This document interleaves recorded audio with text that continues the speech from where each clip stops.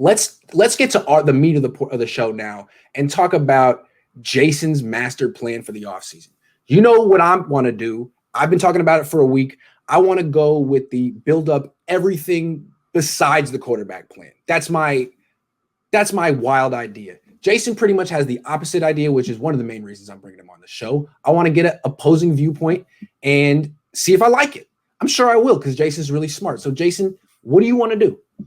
So at first, when you asked me this question, however many weeks ago when the Watson stuff broke, it's like, okay, everything for Watson. Everything for Watson. We're going to do that. Now, I've kind of changed my stance on that only because now I kind of see the path to a franchise quarterback being in the draft. I think at this point right now, what's happening with Watson is two things. One, the Texans are doing exactly what we said they would be doing, and they're just going to hold him hostage for as long as they can and not answer any calls, which puts the 49ers in this predicament. Do you sit around and you wait to try to see if you can peel Deshaun Watson? Or do you go ahead and you go make a move for a guy up high in the draft who you can keep on a rookie contract? And that's really where I'm at right now at this point. Yeah. You can trade 12, 102, a 1 from next year, and maybe a 2. Maybe throw in another third down the line and move up. And move up to 3, I think, with Miami. So you have to notice the way things have been playing out, right? Hold on. Say that again. Hold on. Say that again because Miami's – that's 2,200 points. The Niners are at 1,200 points at 12. So let's really do this. What'd you say? Yeah. What's it going to be? 12? 102. 102 is – I think we got 107.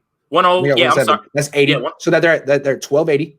2022 first. Okay, that's 600. So that now you're at 18. A 2022 2022 third. That's a 2022 third. That's about 100 points. I'm telling you, man, it's tough. It's tough to get there with picks. I like the idea of – I'm not against the idea of Fields, but I'm here to basically test your theory, and you're here to do the same for me. Yeah. So what I'm saying is to get to 3, it might be easier to trade a player. Would you consider it?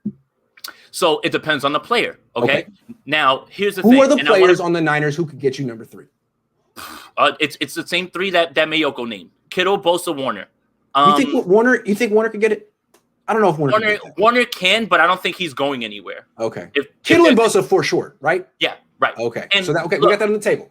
Let me make sure I say this clearly, even though there's somebody right by my window that's doing snow because it's a huge blizzard, just in case. Okay. If you're asking me to choose between Kittle and Bosa, I love George Kittle, but you got to go, buddy. I'm sorry. Okay. So let me ask you: Would you trade Kittle to the Dolphins for the number 3 pick? Just straight up that? Yes. Yes. Let me tell you something. I would too. Yes. I would. Yes. Okay. So look, and then from there on out, I think I would probably trade down. I'll get into my thing later. You just trade Kittle straight up to the Dolphins for number 3. I would do that.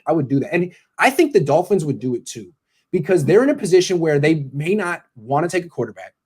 They may still believe in Tua, and maybe they feel, let's give them someone. Should it be Kyle Pitts, Devontae Smith, Jamar Chase? People we like, but we don't really know about. I mean, Devontae Smith looks like he's 15 years old. Jamar Chase hasn't played in years. There's a limited sample size there, and Kyle Pitts isn't proven like Kittle is. Maybe they might go for that. The other thing is that nobody wants – see, this is the thing about the whatever it takes stuff, right? Whether it's Watson or whether it's moving up. Nobody wants to move Kittle, Bosa, or Warner. Nobody wants to do that. But tough decisions require tough decisions. Okay. So if you're asking me, look, I know I love George Kittle, favorite player on the team. I love him.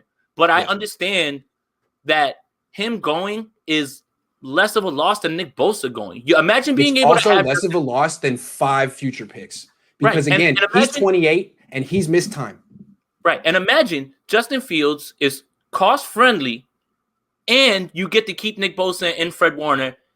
I don't see how you can say no to that. And I love George Kittle. George, if you're watching this, please don't hate me. This is a hypothetical. Yeah, we're proposing this because we hold you in such high regard. You're that good. To be able to go from a 5th-round pick in 2017 to a player who coming off a season where he missed half of it could get you the 3rd pick in the draft. What a testament to your work ethic and improvement. Right. Nothing. I mean, we're not taking shots. This is just, man, you're that. It's either you and Bosa. I think you could argue that Bosa and Kittle are top 5 players in the league, regardless of position. That's the only reason they're in this discussion. I don't even think Warner could get it done. I think if you offered Warner for the number 3 pick, Dolphins are like, yeah, he's great. But I mean, What? That's not what we need. I'm sorry. Sorry. Great player. We can't do that. Let me also say that I don't think that they would take Kittle for that position right there. Like, no way. Like, that's not going to happen. So, I mean, again, a hypothetical we're throwing out there, but there's no way Miami says, yeah, just give us Kittle. We'll give you 3. But, you know, if you're asking me of them, it would be him because of the reasons that I outlined about him being less of a loss towards his team than Nick Bosa was. And then real quick, what would you do at 12? After you got, I mean, let's say you keep all the picks, you trade Kittle one so for you one. get 3 and you get 12. You get 3 and you keep 12. Woo. Yes, that's a nice plan. What would you do? What I do there is I do either Patrick Surtain or whichever cornerback is best on the board. It's time to finally address it. You know, for you to get a franchise quarterback and then a cornerback who's going to be there for a while, and both of them are cost controlled. Come on, it's a no brainer.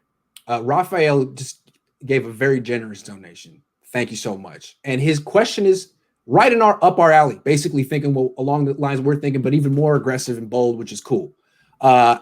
Please make a thorough analysis of trading with Jacksonville for the number 1 pick. Niners need this, free up cap, cut JG, re-sign everyone, blah, blah, blah. I like it. Okay, let's make a thorough analysis. We just determined that maybe Kittle gets you the number 3 pick. I still think Bosa gets you the number 2 pick. Those are 2 mega trade picks, mega trade pieces, and you got the number 12. Is there any combination of those 3 things that could get you to number 1? And do you like Trevor Lawrence that much that you would do it? I don't. And here's why. Look, I think that we can all agree that Trevor Lawrence is the number 1 quarterback, but the gap between him, Zach Wilson, and Justin Fields for me isn't as large or as stated as everyone else says. So if it was a case of, let's just say, you know, for S's and giggles, right? Josh Allen is we know that Josh Allen is in this draft, right? And he's the one. And then there's Sam Darnold behind him as number 2. That's a large gap. Right.